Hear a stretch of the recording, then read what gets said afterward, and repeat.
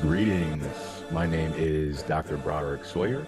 I am a co-founder, just one of the many, many wonderful co-founders for Black and Mental Health. Professionally, I'm a clinical psychologist, a consultant slash contractor. My primary identity is more so as an activist. So using my personal scientific and clinical understanding of racial trauma and oppression, in particular anti-Black oppression, I independently create and teach online customized psychoeducational intervention programs. So I collaborate with nonprofits, universities, businesses, and psychology and healthcare training programs to address gaps in education or problems in organization culture, or I engage in more general style of consultation, sort of those brain picking type conversations. So in essence, I try to engage my creativity in bringing knowledge of racial trauma and anti-Black oppression into organizational settings. Hi, my name is Allison Nesbitt, and I'm one of the directors of Black in Anatomy. Hi, I'm Evangeline Motley Johnson, the Senior Associate Dean for Biomedical Education at Meharry Medical College in Nashville, Tennessee. And I'm also a professor in the Department of Microbiology, Immunology, and Physiology. I served as the interim dean of the graduate school for 2.5 years, and I was the associate dean for more than 10 years in the graduate school. My area of focus is cardiovascular physiology, and I have been able to train many PhD students in my area of research. My name is Nate Jenkins, and I'm an assistant professor of health and human physiology, a faculty member of the Abu Cardiovascular Research Center, and a faculty mentor in the Behavioral and Biomedical Interface Training Program at the University of Iowa. Hello, I am Kisa Mathis, and I am an associate professor of physiology at a research-intensive medical school in the United States. I am currently serving as executive director of Black in Physiology. Hello, I'm Heather Beasley, postdoctoral scholar at Vanderbilt University in the Department of Molecular Physiology and Biophysics. Hello, my name is Vernon A. Ruffin, and I am a scientist. I'm an associate professor at Virginia Union University, and I'm an entrepreneur. I'm the CEO and principal investigator at the Ruffin Neurolab. I'm a supporter of education and research, diversity, equity, and inclusion. So therefore, naturally, I'm a supporter of Black in Physiology.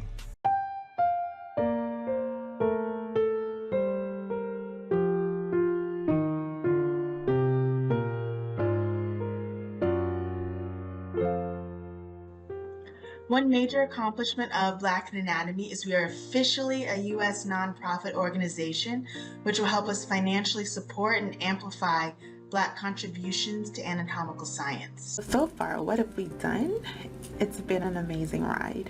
We started with Black in Physiology Week, or BIP Week, just as many of the other Black in organizations, and we use this week to attract and highlight Black physiologists.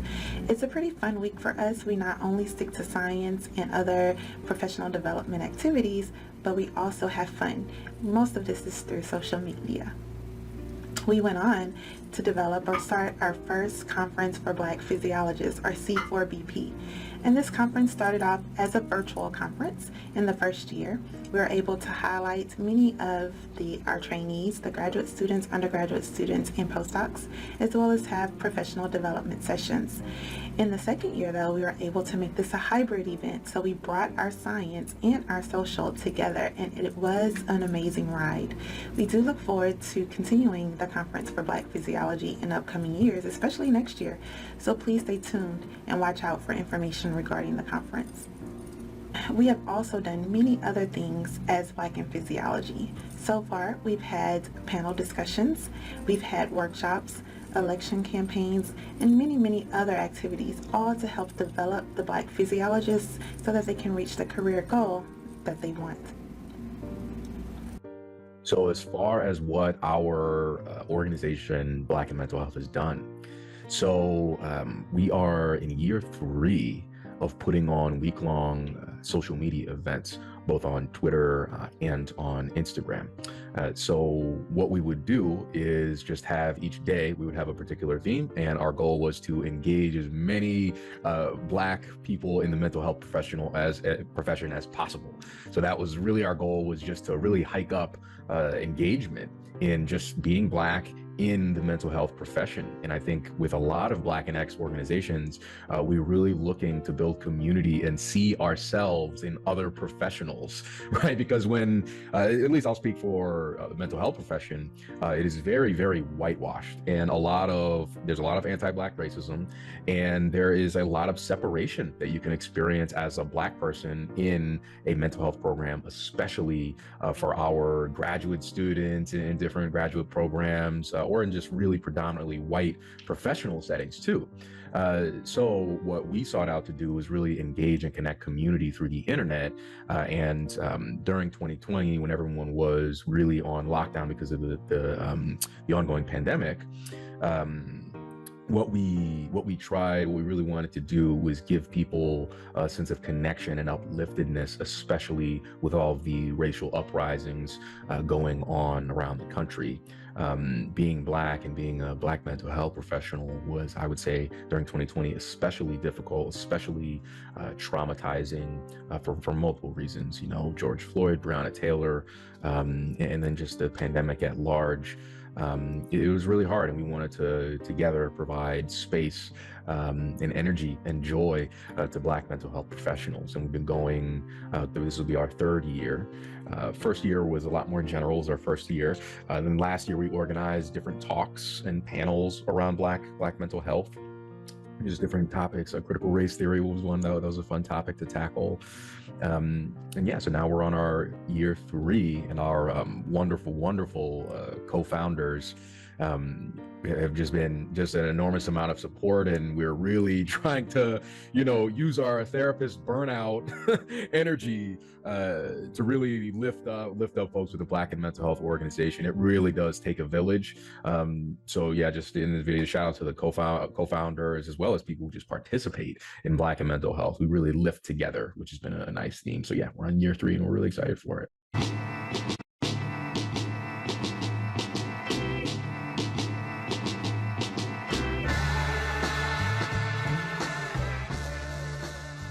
When we started in the fall of 2020, our goal was to nurture and celebrate Black excellence within the physiology community. We wanted to make sure we have a community of Black physiologists that we can enhance the visibility and ensure that they have the resources that are needed to advance in this career. So have we reached our goal? I would say that we are continuing to strive towards our goal.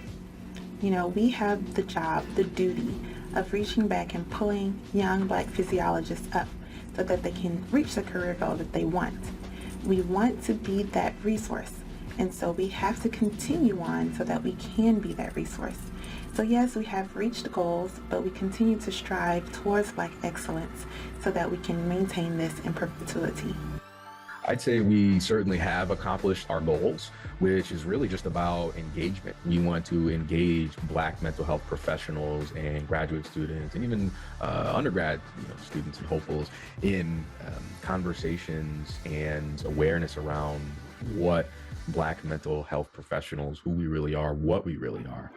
When we don't speak up about who we are and we don't share, we don't engage with each other, then we don't really know what other Black folks are doing. I think this is the power of our Black and X movements, is helping us connect and use the internet, as a way of connecting. And I find that, and just as us as co-founders, as we were just planning our week 1 in 2020, it's just this conversation about connection. Malcolm X always talked about the necessity of land, in Black liberation, right? And in this new age, this new era of the internet, in a way, and at least the way I saw it as a co-founder, the internet is, in some way, shape, or form, a style of land, or a place where we can engage and feel connected and feel seen. That is a possibility. So we feel like we've absolutely hit that milestone really hitting our goals of creating communities of connection, really pouring gasoline, so to speak, on all of the confidence, and the joy, as well as the anger, outrage about racism. We just wanted Black mental health professionals to experience themselves as Black together in community. Let's not code switch. Let's just be together. And I think we've really hit that goal in a beautiful, beautiful way. At least I can see it on my timeline. Things have become a lot more Black, a lot more explicit, which I really love. I want to hop on, to Twitter and Instagram and those spaces, and I want to feel seen. I want to feel like I'm represented. I feel like all of the Black and X movements, which is Black and mental health, all of the Black and X movements are, just creating this wave of Blackness through the internet waves, and I'm just loving it. So I'm excited to see where it goes when we can collaborate more, just across organization, Black in mental health, Black in physics, Black in neuro, just collaborated with them myself. So yeah.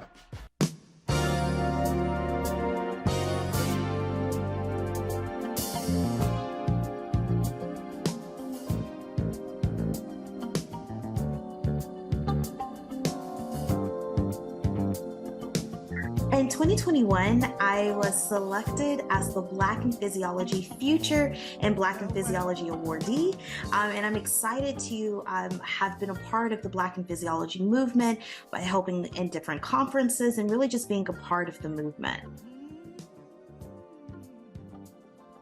Black in Anatomy has greatly impacted my career, provided additional teaching and research opportunities, and helped me grow and expand my professional network within anatomy and biological anthropology. And it's broadened my network to include colleagues in other STEM and healthcare disciplines.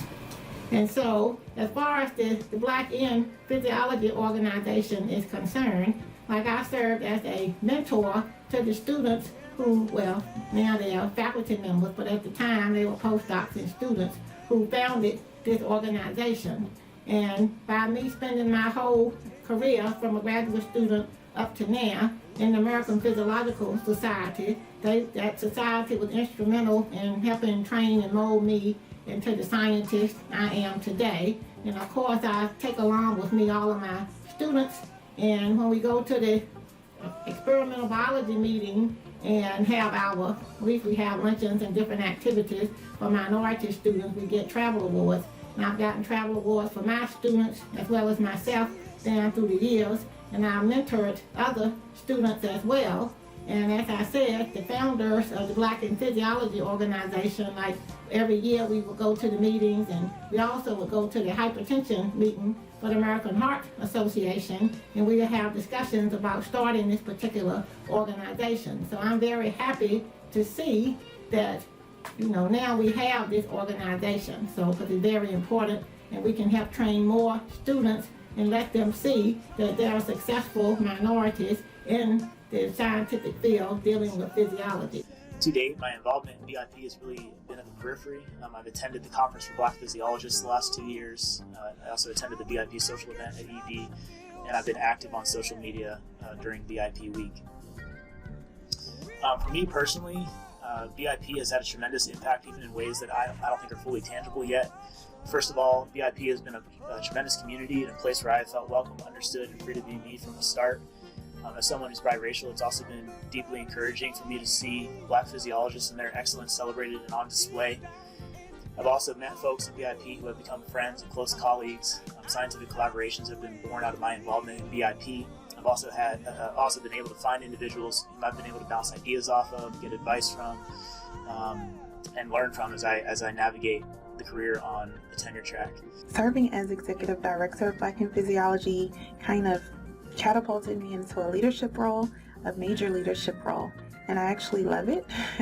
I would say some of my executive board members might say that I'm a little bossy, but I think that's good. I think it brought out this characteristic of me. It made me realize that I have leadership potential and I want to be a future leader in physiology. So this has been great with making me realize my potential. So what impact has Black and mental health had on my career? My goodness, a huge impact in 2020. And it's about, I'm in Louisville, Kentucky now. In 2020, I was in Louisville, Kentucky at the time as well. So while Black and mental health was starting up, I was right smack dab in the middle of the Breonna Taylor uprisings and protests and all of that stuff. So for me, I was at an impasse in my identity and my career. I didn't want to code switch. I didn't want to go into academic systems and I'll just say it, act like a white guy all day. I didn't want to do that. I didn't want to swallow my anger, and just go on living my life feeling like I was moving with a professional purpose rather than spiritual purpose. I never saw psychology really as a career. I saw it as spiritual purpose. I watched my father face racism his entire life at his job as a firefighter. And I set out on a mission, with psychology and with my clinical PhD program. My job, my role, my mission was to find a way to psychologically thrive without racism stopping first. Okay, so I wanted to find the psychological code, for that. I wanted to help us as Black and brown people live in a very aggressively anti-Black world, okay, thrive, and had developed this emotional armor in a way. So for me, it was never about a career, and I'm not sure for other Black folks, but at least for me, it meant much more to study, and explore ways to empower Black and brown people rather than just studying anxiety or just, studying a topic that wasn't related to Blackness, to my identity. So I had a hard time just throughout my career treating my work like it wasn't life or death, so I was going to class, and just kind of chilling. I was just like, had this focus on like, we need to figure out like how Black people, we can keep ourselves safe and X, Y, Z. That's a different energy. That's a different kind of energy than, I'd say the systems that I was in with academia or just more general like career systems. So I had a hard time fitting in. But with Black and mental health, I got to take a lot of the experiences and a lot of the work that I was doing with activist communities in Louisville and bridge that more so into my professional space, So I wanted to be an activist, within the role of mental health professionals, but I felt like there was no outlet, in Black professionals to be an activist in that way. It was either activist or professional, right? So Black and mental health and Black and X helped me bridge this gap, to now I'm doing Black activism with other professionals. So for me, Black and mental health had a huge impact on my career. And instead of trying to work through the systems, these institutions that in my experience harmed me a lot, right? Instead of trying to find solutions through those systems, working with Black and mental health showed me that I could tie my PhD back to my activism and allowing me to organize with other Black mental health professionals, right? In just an emotional sort of group collective way, as well as other just Black professionals in general, whether we're talking physics, neuroscience, whatever it is. So since we started in 2020, I've been exclusively focused on providing racial trauma education and impacting systems directly. And Black and X, as well as just Black and mental health, helped me align my Blackness with my role as a psychologist and activist. It served as such a powerful bridge for me that emboldened me to just get creative in solving problems. That was something I always just admired so much about activists that I would work with in Louisville, was just this desperation, and creativity, to solve problems. And I just felt so much stagnating in professional settings. So Black and X organizations, Black and mental health, just gave me a whole new awareness in terms of what's possible in creative change making. So yeah, and so thankful to have been a part of its inception, and then here we are, still going 3 years strong. As a physiologist and scientist, it is important to have community and access to resources. Black in Physiology has helped identify that community and has provided invaluable resources. Black in Physiology has had a huge impact on my career. As I was writing my dissertation, I was invited to give a talk at the first ever Black in Physiology conference, where I was able to give a 10-minute talk on my research, really setting the stage for my dissertation defense. So it was fantastic, and it really allowed me to network and meet a lot of people within my field, as well as people within different disciplines. So Black in Physiology certainly has changed the trajectory of my career in the most positive way ever. They really just showed me how to be more collaborative and really exposed me to a variety of different physiological careers.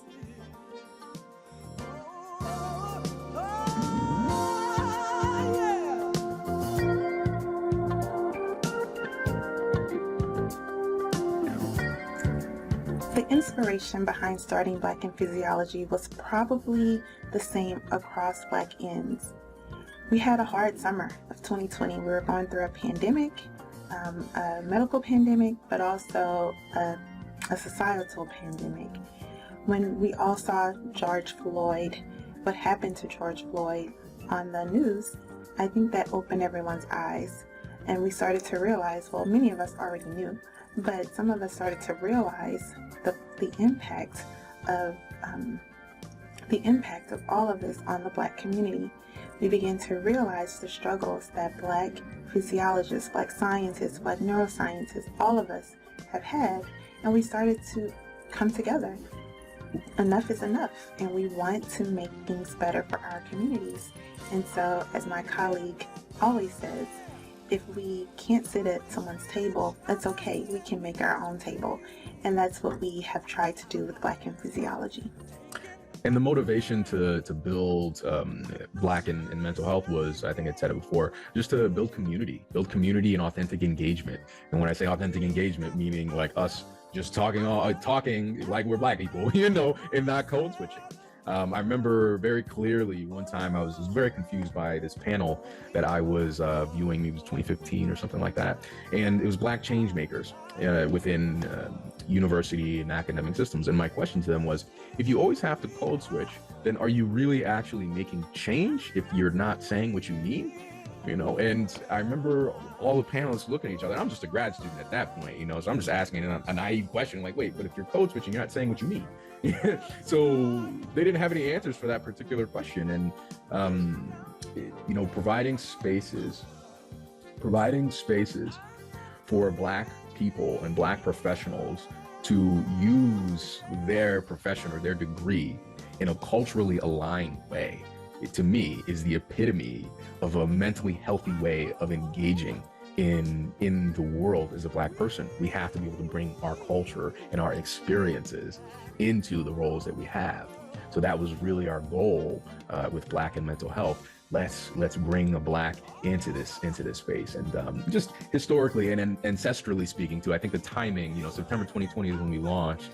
And then we think about, Breonna Taylor and George Floyd early in the year. Black people, we have this snapback effect, this ability to just snap back really quickly. And I felt that the Black and X movements were just this snapback, in response to a lot of the racial oppression, explicit racial oppression that was going on. We're still going strong. And that's who we are as a Black people, is we have power, like a lot of power.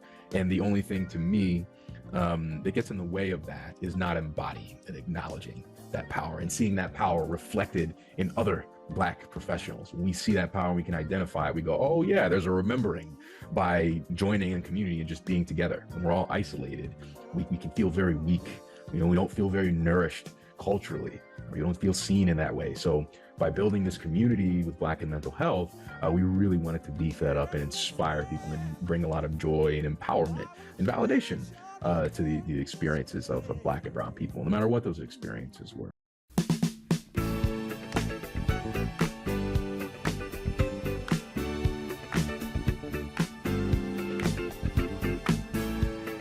So with the other Black-in organizations, of course, like in the scientific societies, like they have travel awards for minority students, and most of the societies have that. And so we've started Black-in organizations across other disciplines as well, like neuroscience, microbiology, and chemistry. And I worked with the Endocrine Society for many years with their Minority Affairs Committee. And so by us having all of these different organizations, we can work together, and then we can collaborate with each other and network. And because of interdisciplinary studies, we can, help each other. And then that would, we'll be a united, stronger force in the scientific community, so that everyone can see that there are Blacks in all different scientific organizations. And so, and this is very important because it helps us to advocate for diversity, equity, and inclusion in the scientific workforce. Regarding how Black-in organizations can work together to have a greater impact and ensure that our voices are still being heard, I think that the Black-in organizations do have a great opportunity to work together. There's obviously strength in numbers. I think both the shared mission and also the overlaps between many of our scientific interest areas make for natural opportunity. I'm not exactly sure what this might look like, but one idea would be to host shared meetings and conferences. I think not only could this provide opportunities for us to get to know each other outside of our primary research areas or Blackian organizations, but it could also spur cross-disciplinary collaboration and allow us to broaden our advocacy for one another. So just as an example, maybe I'd invite somebody or like to invite somebody from Blackian Cardio to give a presentation here at Iowa, or invite them to apply for a position here on our campus. Because of the nuances and differences between fields and specialties, I think it's important to have a variety of Black organizations, but many of the Black and X groups have common goals, we share foundational knowledge, and many of our members are interdisciplinary. As the Black and X organizations continue to grow and establish themselves, we could unite more frequently to share resources, ideas, and successes to potentially serve more of our members. I think that the Black in Physiology organizations do a great job of working together, but in order to improve working together and have greater impacts, I believe that we should have some type of collaborative effort, maybe have a science day where we can talk about the different organizations, say Black in Neuro, Black in Physiology, Black in Cancer. We all come together to do little mini 2-minute thesis or chalk talks or different things to really show off the science, because that's what's really bringing us together. It's really showing off the fact that we are underrepresented minorities in these impactful fields and disciplines. There are so many different Black-in organizations, but I do think the Black-in organizations in the biomedical sciences can actually make an impact. We looked at, we've had FASIB, or experimental biology, for years, and unfortunately there's no more experimental biology. But think about it, it was a great conference for biomedical scientists of all types, all different disciplines to come together to discuss science, to network. And I think this brought together many collaborations, and it probably led to many grant opportunities and funding opportunities and jobs, etc. And so experimental biology was actually a really good idea, and I'm sorry that it had to end. But I like to challenge the Black-ins. This is an opportunity for us to come together and really make an impact. And there is a Black in X organization that has stepped up and has started a conference, and I think this is an ideal time for all of us to come together. Eventually we can make this big, like experimental biology. And of course it's for us, but it's for our allies, our advocates, our supporters, anyone who has the same mindset of helping to increase the value by helping to promote Black biomedical scientists, to help them reach the career goals that they may have not been able to do alone. And so I hope that eventually we can get to that point as a Black in X organization. So how can Black and X organizations work together to have a greater impact and ensure that our voices are still being heard? I would say that having plenty of cameos and cross-pollination and collaboration is important. Just like we're doing right now. I also collaborated a bit with Black in Physics, Black in Neuro, as well as Black in Criminology, which was great. They did a great talk for them. That was a lot of fun. So this cross-pollination is so important because as Black professionals, as Black thought leaders across criminology, neuroscience, psychology, physics, right? We are thought leaders. And if we can think together, and sort of create our intellectual, scientific gumbo together across different fields, to me, that's how I think we really get at it. We just keep throwing our gumbo in, and provide space for others just to be themselves. So my collaborations thus far have just been wonderful because they're just saying, here, go ahead, be yourself. Just like this Black in Physics video, just come in, be yourself. When do Black people ever hear that, about anything? So yeah, how do we collaborate and keep having impact? I think style is important. I'm a psychologist, so for me personally, the way I practice is I'm more about energy. I'm more about the spirit of things. So the spirit of openness, the spirit of authenticity, right? That's one thing that I think for Black and X organizations, we really need to hold as primary, just this authenticity and not oppressing each other like white organizations or institutions oppress us. So how we solve, the problem of racism and oppression, right, cannot be resolved. Okay, we can't resolve racism and oppression with the same energy that caused it. So that's one big thing that I found as a positive experience in collaborating, but I think we got to keep that going. We have to really keep the collaboration going. And then we need to be reminded, again and again, Black people, we have not lost our culture. We just need space for community. As Malcolm X said it, land, you need land, right? The internet is space. Land is space. It's not exactly the same, but in this day and age, we can connect a lot more in the space of the internet to remind ourselves of who we are as a culture. Okay. And the other thing is, I think this current generation of Black folks, just in general, what I've been noticing, this is my opinion, I guess, we're very vocal, very, very, very vocal. And I think this is our primary strength. And with just a little bit, a teeny bit of organization, we're seeing that we are having these fingers become fists. We're coming together in many different ways, just through connecting a little bit, just little points of connection. I get Black in Criminology likes a few of Black in Mental Health's tweets, right? And now, oh, would you like to come in and speak on or do this or do that, right? So it's just these little points of connection. We're just fanning the flames on those. So how can Black and X organizations work together to have a greater impact? I feel like it's already happened. The momentum is already gained. And liberation, in a real sense, is a foregone conclusion.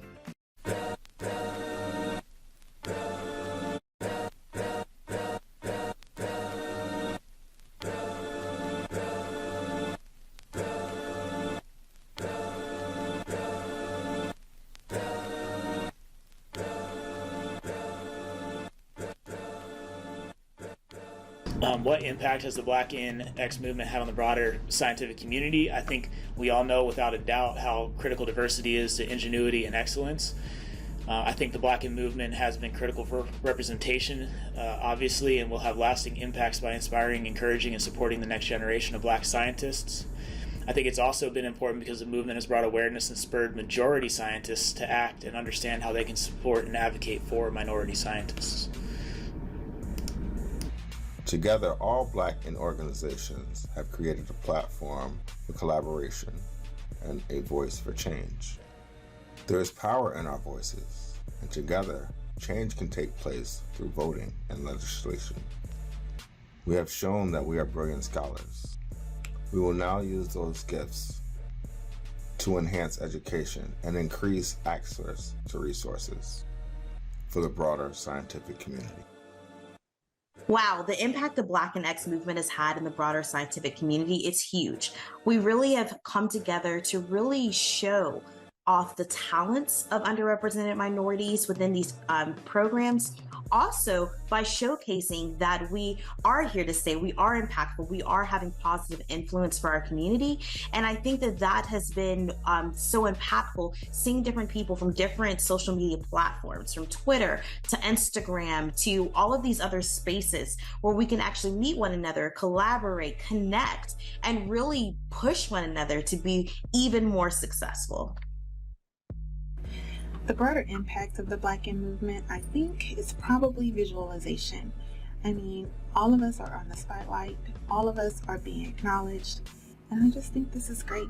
This is great for us to get this attention, and attention is, who cares about attention? It's more of, can this attention help get us jobs that we want? Can this attention help bring us to different grant opportunities, job opportunities in academia and in industry? Other speaking opportunities, etc., etc. So I do think that this broader impact is just the visualization of Black physiologists and Black scientists. So I'm super happy, proud of this movement, and I hope it continues forever. As we look at the broader scientific community, we can see that the Black movement has brought to the forefront the awareness of Black Lives Matter. And with the COVID epidemic, of course, we were able to see all the health disparities, throughout our country. And we saw that minority people, or our minority population, were dying at a disproportionately higher rate than the white population of COVID. And that's because of, access to health care. Everyone doesn't have equal access to health care. And so in order to be able to change this, we will have to train more minorities in the healthcare field and more minority scientists to do research so that we can help, level the playing field so everyone get equal care and have equal access to care. And so now we see that our research intense institutions and the pharmaceutical companies, they want to partner with the historically black colleges and other minority serving institutions so that they can train our students, and we can do more research with them. So like everyone has been made aware of the inequities across the country. And so if with our particular organizations, we are able to help train our own students, mentor them, and get them prepared for the workforce.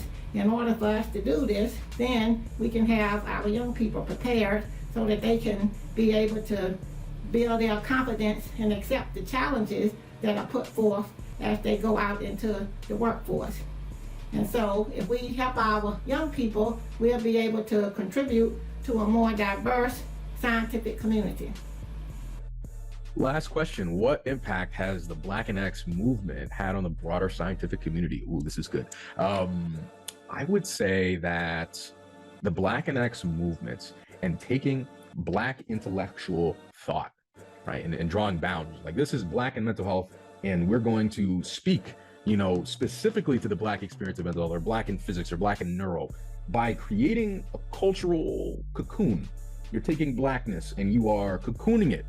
Right. So who is this person, Dr. Broderick Sawyer, when he's in his Blackness versus when he's code switching? So when we don't code switch, when we take our thought and we go like this, right, we are creating boundaries, psychological boundaries from white supremacy.